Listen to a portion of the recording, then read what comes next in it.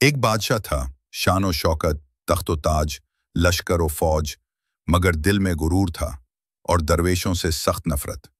वो फुकरा को जलील समझता, उनकी फकीरी उसके महल के वकार के खिलाफ लगती। लेकिन एक दिन उसके हुरूर का सामना एक सच्चे फकीर से हुआ। फकीर ने कहा, बादशाह सलामत, हम दरवेश ऐश व आराम में तो आपसे कम हैं, लेकिन दिल के सुकून में आपसे बेहतर हैं।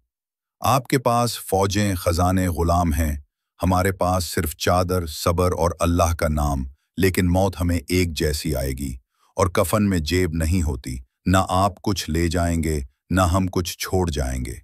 बादशाह खामोशी से सुनता रहा, दिल में गुस्सा था, मगर अल्फाज में वो आग थी जो बादशाह के तकब्बुर को झुलसा रही थी।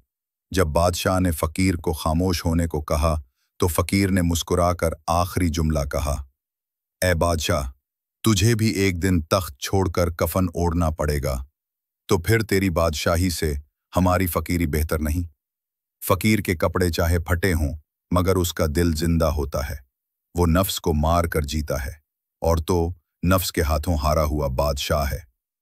उसी रात बादशाह को नींद ना आई। फकीर की बातें उसके जहन में गूंजती रहीं, और जब सूरज निकला तो बादशाह ने अपनी आंखों से हुरूर के पर्दे हटाए।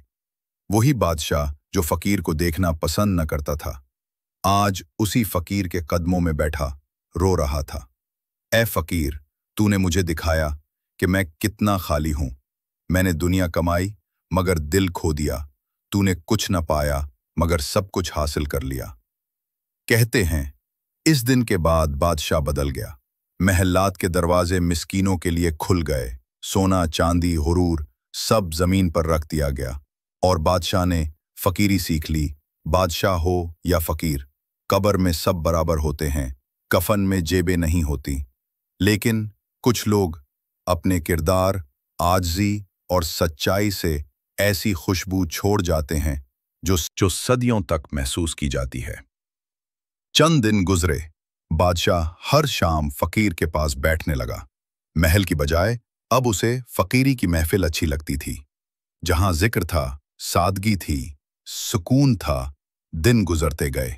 बादशाह अब दरवेशों के साथ बैठता, जिक्र इलाही करता, रियाया के काम आता और रातों को सजदे में रोता।